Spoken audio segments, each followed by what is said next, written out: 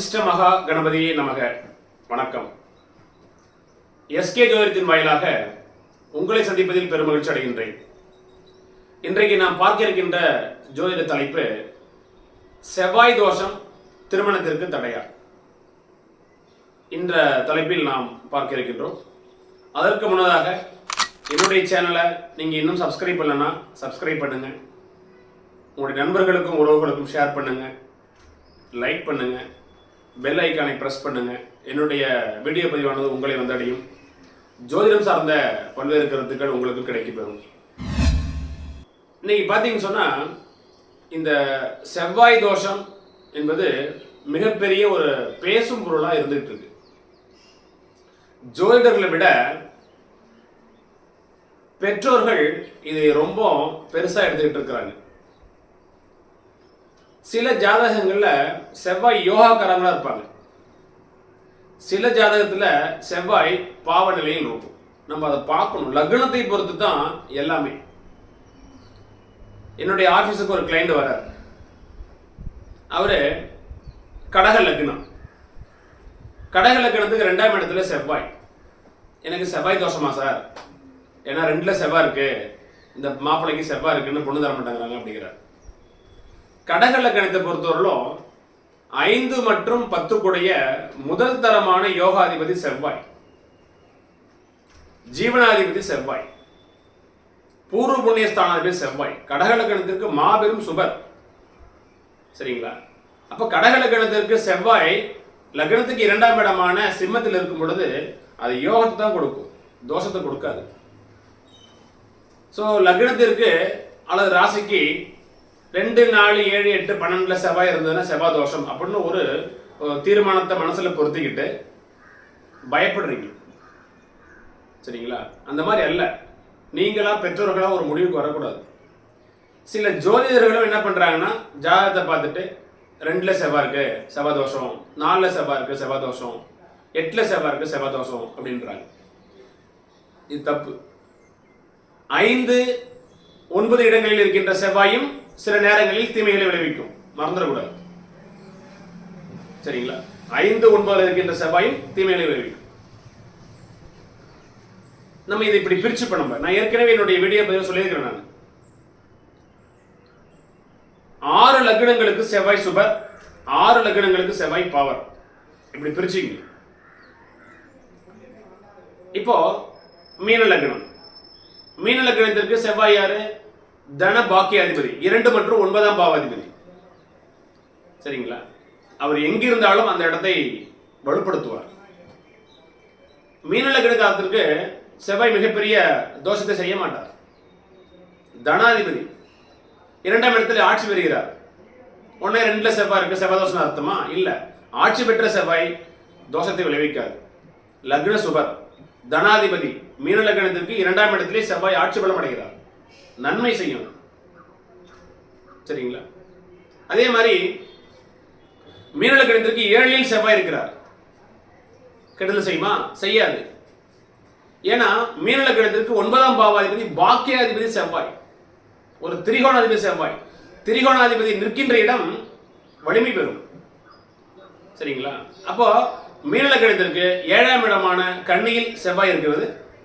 கன்னியில் பாக்கியாதிபதி 7ஆம் இடத்தில் இருப்பதன் மூலமாக வருகின்ற மனைவி மூலமாக நன்மைகள் விளையும், தீமைகள் விளைவிக்காது. சரிங்களா? ஜாதகத்தை பார்க்கணும். ஸோ நீங்களா லக்னத்துக்கு 7, 8, 12 இருக்குது, 4, 7, 8, 12 இருக்கு செவ்வாய், அப்ப செவ்வாய் தோஷம் அப்படி வரக்கூடாது.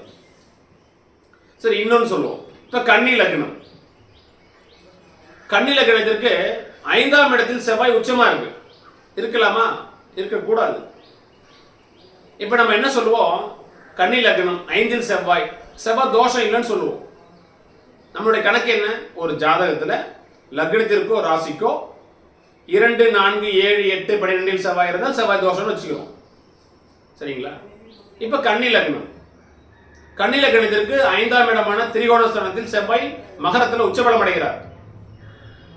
செவ்வாய் தசை திருமண காலகட்டத்தில் வர இருக்கிறது. நம்ம என்ன கணக்கு பண்ணுவோம்? கன்னி லக்னத்துக்கு 5ஆம் இடம் திரிகோணஸ்தானம், 5ஆம் இடத்தில் செவ்வாய் இருப்பது செவ்வாய் தோஷம் இல்லை அப்படின்னு நம்ம கணக்கு பண்ணுவோம். என்ன நடக்கும் தெரியுங்களா? கன்னி லக்னத்திற்கு மாபெரும் அசுப கிரகம் செவ்வாய். 3 மற்றும் 8 கூடிய அட்டமாதிபதி செவ்வாய். அவர் 5ஆம் இடத்தில் உச்சபலம் பெற்று தன்னுடைய வீட்டை பார்ப்பார், 8ஆம் இடத்தை பார்ப்பார். நிச்சயமாக செவ்வாய் திசை வரும் பொழுது அவர் திரிகோணத்தில் அமர்ந்திருந்தாலும் கூட அவர் பார்க்கின்ற இடம் 8ஆம் இடம். அட்டமாதிபதியே தன்னுடைய வீட்டை பார்க்கிறார், தன்னுடைய வீட்டை பலப்படுத்துவார். அப்ப செவ்வாய் திசை ஆரம்பிச்ச உடனேயே செவ்வாய் திசையின் சுய புத்தியிலேயே நிச்சயமாக கண்டங்களும் கஷ்டங்களும் அவமானங்களும் பிரச்சனைகளும் பிரிவினைகளும் வந்து சேரும் இல்லையா? சோ ஆக ஒரு ஜாதகத்துல 5, 9 இடங்களில் இருக்கின்ற செவ்வாயும் சில நேரங்களில் தீமைகளை விளைவிக்கும். 2, 4, 7, 8, 12 இருக்கின்ற செவ்வாய் நன்மைகளை தருவதாக மாறும். அதைத்தான் நான் சொல்ல வரேன். சரிங்களா? இப்ப தனுசு லக்னம். தனுசு லக்னத்துக்கு செவ்வாய் யாரு? 5ஆம் பாவாதிபதி, யோகாதிபதி. அவர் ஒருபோதும் தீமைகளை செய்ய மாட்டார். தனுசு லக்னத்துக்கு 8 கூடையவன் யாரு? சந்திரன். சந்திரனோட வீட்டில் 5ஆம் பாவதி நீசமாகிறார். சரிங்களா? 5ஆம் பாவம் தனுசு லக்னம், 5 கூடிய செவ்வாய் 8ஆம் இடத்துல கடகத்தில் நீச பலம் அடைகிறார். சரிங்களா? 1 8ல செவ்வாய் இருக்குது, இது செவ்வாய் தோஷம் அப்படி எடுத்துக்க வேண்டாம். சரிங்களா? அந்த நீசமான செவ்வாய் ஒரு நீசமாக ராஜயோகத்தில் இருக்கும் பொழுது அது 5ஆம் இடத்தை வலுப்படுத்தும், அது தோஷம் வேலை செய்யாது.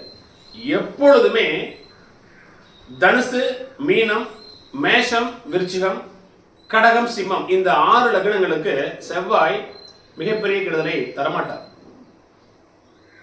மிதுனம், கன்னி, மகரம், கும்பம், துலாம், ரிஷபம் இந்த 6 லக்னங்களுக்கும் செவ்வாய் சற்று நம்ம பார்த்து தான் பலன் சொல்லணும். சரிங்களா? இதை மறந்துடக்கூடாது.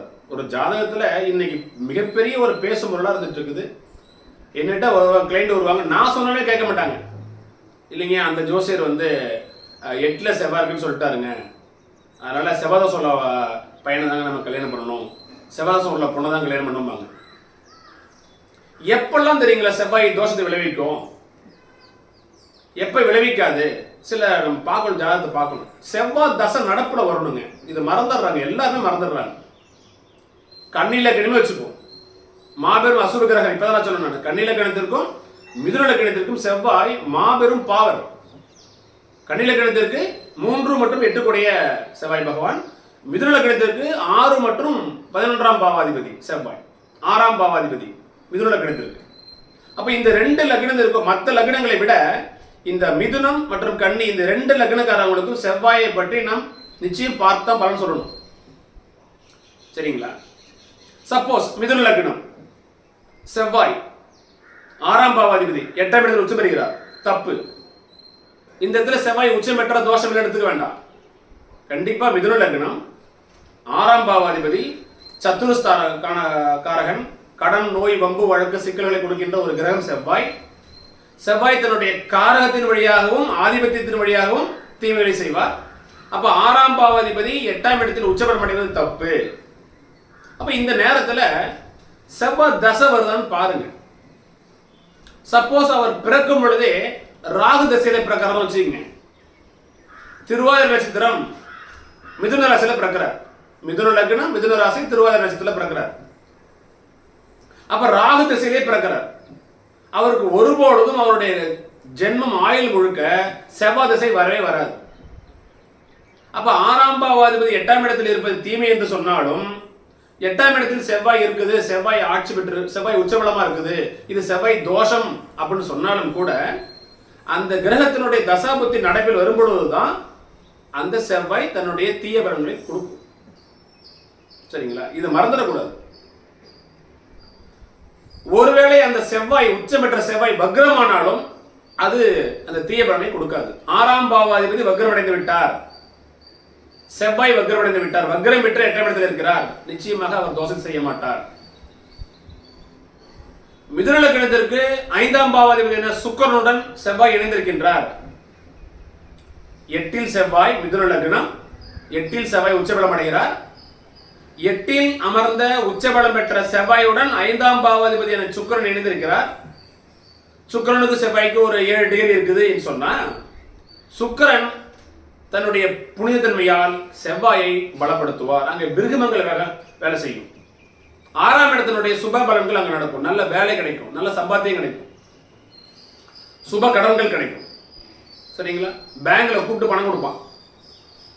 வெளிநாடு வெளிமாநிலங்கள் தூரதேசங்களில் போய் அந்த செவ்வாய் திசையில் வசிக்கக்கூடிய ஒரு சூழல் ஏற்படுத்துவோம்.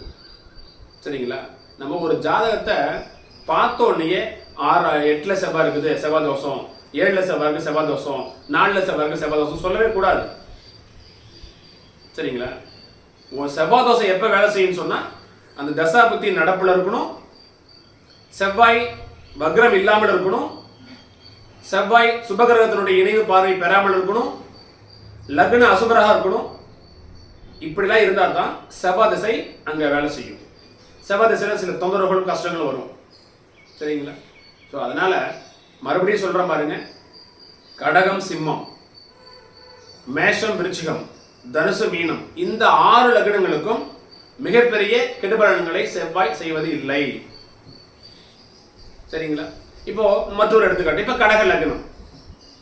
கடக லக்னத்துக்கு நான் இந்த வீடியோனுடைய ஆரம்பத்தில் சொன்னேன், கடக லக்னத்துக்கு மாபெரும் சுபர் யாருன்னா மற்ற எல்லா கிரகத்தோட செவ்வாய் தான் ஃபர்ஸ்ட் யோகாதிபதி. ஏன்னா 5 மற்றும் 9 10ஆம் பாவாதிபதி, திரிகோணத்திற்கும் ஒரு கேந்திரத்துக்கும் அதிபதி ஆகிறார். எனவே செவ்வாய் தான் முதல் தரமான சுபர். அவர் கடக லக்னத்துக்கு ஆகாத 8ஆம் இடத்துல இருக்கிறார் வச்சுப்போம். கடக லக்னத்துக்கு ஆகாத 8ஆம் இடம் நம்ம என்ன சொல்லுவோம்? லக்னத்துக்கு 8ல இருக்கு செவ்வாய், அப்ப செவ்வாய் தோஷம் அப்படின்னு சொல்லுவோம். சரிங்களா? அப்ப கடக லக்னத்துக்கு 8ல் அமர்ந்த செவ்வாய் உங்களுக்கு தோஷத்தை ஏற்படுத்துமா அப்படின்னு சொன்னா 5ஆம் இடத்தின் வழியாக சில தொந்தரவுகளை தரும். 5ஆம் இடம் கெட்டு போச்சு வச்சுக்கலாம். சரிங்களா? கடக லக்னத்துக்கு 5ஆம் இடமான பூர்வமுடைய ஸ்தானம், புத்திரஸ்தானம், அது 8ஆம் இடத்துல போய் இருக்குது அப்படின்னு சொன்னா அந்த 8ஆம் இடத்துல இருக்கின்ற செவ்வாய் தன்னுடைய தசாபுத்திகள் நடப்பில் வரும் பொழுது மட்டுமே 5ஆம் இடத்தை பாதிக்கும். கடக லக்னத்திற்கு முதல் தர யோகாதிபதியான செவ்வாய் 8ஆம் இடத்துக்கு கெட்டு போயிட்டார். அப்ப 8ஆம் இடத்துல செவ்வாய் இருப்பது தப்பு. லக்ன சுபர் தான், 8ஆம் இடத்துல இருப்பது தப்பு. அந்த 8ஆம் இடத்தில் உள்ள செவ்வாய் 5ஆம் இடத்தினுடைய பலன்களையும் 10ஆம் இடத்து பலன்களையும் தன்னுடைய தசாபுத்தி காலகட்டம் தான் செய்வார். சப்போஸ் அவர் குரு திசையில பிறக்கிறார் இல்ல சனி திசையில பிறக்கிறார் சொன்னா அவருடைய ஆயுள் முழுக்க செவ்வாய் திசை வராத பொழுது 8ல் அமர்ந்த செவ்வாயால் நீங்க பயம் கொள்ள தேவையில்லை. சரிங்களா? ஸோ அதனால ஜாதகத்தை நம்ம பார்க்கணும். ஜாதகத்தை நம்மளா வீட்டில் நிறைய பேர் ஜோசியம் பார்ப்பாங்க. பெற்றோர்களே என்ன பண்ணுவாங்கன்னா நிறைய ஜாதகங்கள் பார்த்து பார்த்து பார்த்து அவங்களே பார்ப்பாங்க ஜாதகத்தை. லக்னத்துக்கு 2, 4, 7, 8, 12 செவ்வாய் இருக்கு, செவ்வாய் தோஷம், இது வேண்டாம் நம்ம பிள்ளைக்குன்றுவாங்க. ராசிக்கு 2, 4, 7, 8, 12 செவ்வாய் இருக்கு, செவ்வாய் தோஷம், இது நம்ம பிள்ளைக்கு வேண்டாம் அப்படின்னு இவங்களா வீட்டில் ஒரு முடிவு பண்ணிடுவாங்க. அந்த பிள்ளைக்கு 29, 30 வயசு ஆயிடும். சரிங்களா? அதனால எப்பொழுது ஒரு கிரகம் நன்மையை செய்யும், எப்பொழுது ஒரு கிரகம் தீமையை செய்யும் என்று நீங்க ஜோதிடர்கள் மூலமாகத்தான் நீங்க பார்த்துக்கணும். சரிங்களா? ஒரு சில ஜோதிடர்களும் என்கிட்ட வரும் பொழுது அந்த ஜோசியர் சொன்னாரு, இந்த ஜோசியர் சொன்னாரு, 8ல் செவ்வாய் இருக்கு, 7ல் செவ்வாய் இருக்குது பாருங்கம்பாங்க. ஜாதகத்தை பார்த்தா செவ்வாய் முடிஞ்சிருக்கும். திருமண காலகட்டங்களில், திருமணம் செய்கின்ற காலகட்டங்களில், அல்லது திருமணத்துக்கு அப்புறம் ஒரு 5-10 ஆண்டுகளுக்கு இல்ல இந்த செவ்வாய் தசை நடப்புல வருதுன்னு சொன்னா அப்ப நீங்க கன்சல்ட் பண்ணணும். இந்த செவ்வாய் எங்க இருக்குது, எந்த கிரகத்துல இணைந்து இருக்குது, செவ்வாய் வக்ரமா இருக்கா இல்லையா, ஆட்சியா இருக்குதா, இப்படிலாம் கன்சல்ட் பண்ணணும். சரிங்களா? ஸோ அதனால இனி செவ்வாய் பற்றி, செவ்வாய் கிரகத்தை பற்றி நீங்கள் பயம் கொள்ள தேவையில்லை. சரிங்களா? மேலும் தகவல்களுக்கு என்னுடைய டிஸ்கிரிப்ஷன்ல என்னுடைய ஃபோன் நம்பர் கொடுத்துருக்கிறேன், மொபைல் நம்பர் கொடுத்துருக்கிறேன். நீங்கள் வீட்டில் இருந்தபடியே ஆன்லைன்ல என்னோட நீங்க தொடர்பு கொள்ளலாம். வீடியோ முழுமையா பாருங்க, ஸ்கிப் பண்ணாம பாருங்க. உங்களுக்கு செவ்வாய் தோஷம் சம்பந்தமான எந்த ஒரு டவுட் இருந்தாலும் உடனடியாக எனக்கு நீங்க கால் பண்ணுங்க. செவ்வாய் தோஷத்துக்கு சில பரிகாரங்கள் இருக்குது. சரிங்களா? ஸோ டிஸ்கிரிப்ஷனில் கொடுக்கப்பட்டுள்ள என்னுடைய நம்பருக்கு நீங்கள் வாட்ஸ்அப் நம்பருக்கு மெசேஜ் அனுப்புங்க. ஜாதகம் பார்க்கவும் தொடர்பு கொள்ளுங்க. ஜோதிடம் சார்ந்த பல்வேறு கருத்துக்களை உங்களோடு நான் பதிவு செய்கிறேன். நன்றி, வணக்கம்.